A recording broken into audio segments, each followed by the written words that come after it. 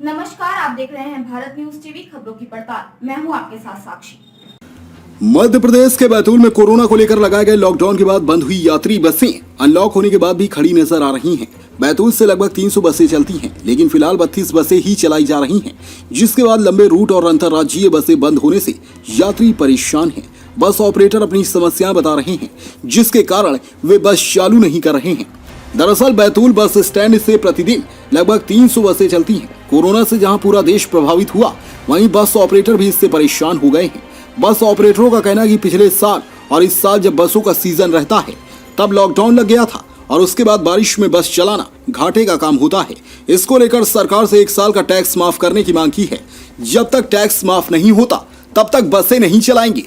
बस ऑपरेटरों का कहना है कि डीजल के भी दाम बढ़ गए हैं और ऐसे में यात्री किराया नहीं बढ़ा तो बस चलाना मुश्किल हो जाएगा। बस स्टैंड पर ऐसे कई यात्री बाहर जाने के लिए बसों का इंतजार करते नजर आते हैं, जिन्हें लंबी दूरी की यात्रा करना है। एक यात्री का कहना है कि उसे नागपुर जाना है, लेकिन बस नहीं चल रही है, जिसके कारण वह परेशान है। वहीं एक यात्री तो जबलपुर जाने के लिए बस स्टैंड के कई बार चक्कर काट चुका है, लेकिन जबलपुर बस शुरू नहीं हुई।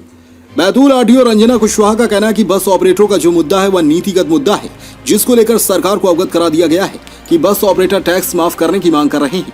इसके अलावा बस ऑपरेटरों ने डीजल के दाम बढ़ने और अन्य समस्याएं बताई हैं, उसको लेकर भी चर्चा की जा रही है। फिलहाल उन्हें सलाह दी गई है कि वह स्थानीय यात्रियों को दिक्कत ना हो तो कुछ बसें चालू कर दें। बैतूल से शशांक सोनकपुरिया की खास रिपोर्ट। क्या नाम है आपका? मेरा नाम विकास आर्य है। आर्य जी, बताइए कि आपकी कितनी बसें हैं और कितनी चालू है? मेरे पास 14 बसें हैं, जिसमें से 2 बस चालू है। टोटली बस स्टैंड पर कितनी बसें आती थी और अभी क्या? बैतूल बस स्टैंड से प्रतिदिन 300 बसों से ऊपर संचालित होती है बसें। बैतूल जिले की और बैतूल से जो बाहर से आती हैं वो लगभग बैतूल जिले से 300 बसें संचालित होती हैं रोज। तो अभी अभी कितनी संचालित है? आज की स्थिति में 30-32 बस संचालित है। इसमें टैक्सेस का भी आपको कुछ बताया है? हमारा टैक्सेस का ये है, शासन से हमने मांग रखी है कि कम से कम 1 साल का टैक्स माफ़ किया जाए। उसका कारण ये है कि पिछले साल भी हम लोगों का जो सीज़न रहता है कमाई का, वो सीज़न में भी पूरा लॉकडाउन गया। शादी वगैरह और जो भी चीज़ें होती सीज़न में हम लोग की जो इनकम होती है वो मार गई। उसके बाद फिर बरसात में हमने घाटे में गाड़ी चलाई और घाटे से उभरे भी नहीं थे कि फिर मार्च से ने अप्रैल से लॉकडाउन कर दिया हमारे इस सीज़न में। तो हमारे 2-2 सीज़न चले गए। अब हमारे पास लगाने के लिए पैसे नहीं है। अब क्या है कि शासन से इसलिए हम लोग ने मांग रखी है कि आने अब 4 महीने की बरसात है, उसमें भी धंधे हम लोग के घाटा में जाते हैं हर साल। तो अब वो हमारे पास पैसे नहीं है तो हम कैसे टैक्स भरें और जो बरसात में गाड़ियां चलाएं। और डीजल हो गया 95-100 रुपये के लीटर। 56-58 रुपये डीजल था जब किराया बढ़ा था। उसके बाद 76 रुपये, 74 या 76 रुपये हुआ। तो अभी लॉकडाउन में 25% गवर्नमेंट ने किराया बढ़ाया था। उसके बाद फिर 98 रुपये डीजल हो गया है। तो डीजल का भी रेट बढ़ना चाहिए।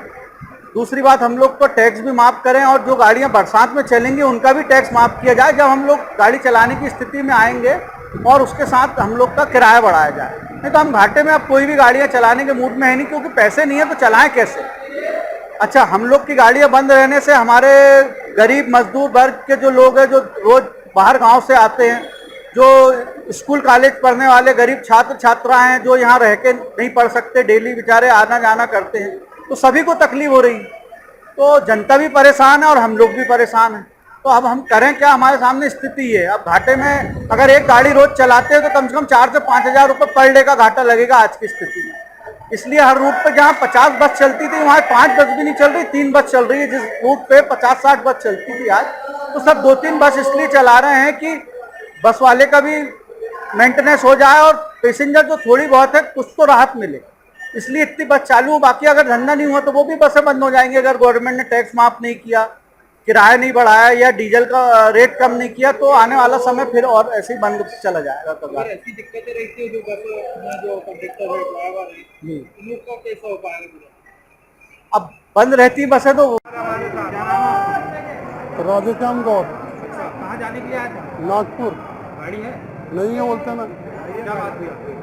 अभी बोल रहे गाड़ी की नहीं तो क्या बात करेंगे इसके आगे। तो फिर कैसा करेंगे? गाड़ी नहीं है। अब नहीं देखेंगे क्या होता। अब यहाँ पड़े हैं बस स्टैंड में, और क्या करेंगे। अच्छा, पहली बार आया अभी यहाँ पे कि आप पहले से भी आए?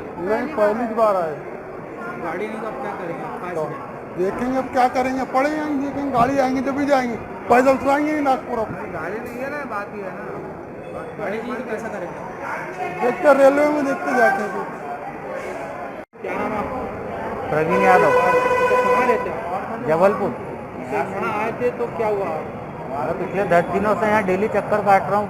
सुनने में आ रहा 12 तारीख को बस है, 13 को है। 8-10 दिन हो गए, 8-10 दिन से डेली चक्कर काट रहा हूँ। लेकिन गाड़ी का कोई साधन है नहीं। प्राइवेट गाड़ी वालों से पूछा तो 5-7 हज़ार रुपये बोलते जाते। बहुत से लोग हैं हमारे साथ। गाड़ी चालू होने को ना बहुत परेशानी हो रही है, बहुत परेशानियाँ हो रही। आप क्या करोगे, कैसे जाओगे? आप बताइए क्या करना है, गवर्नमेंट कुछ करे। गाड़ियों को बता रहे हैं 8 12 को आएंगे, 13 को आएंगे।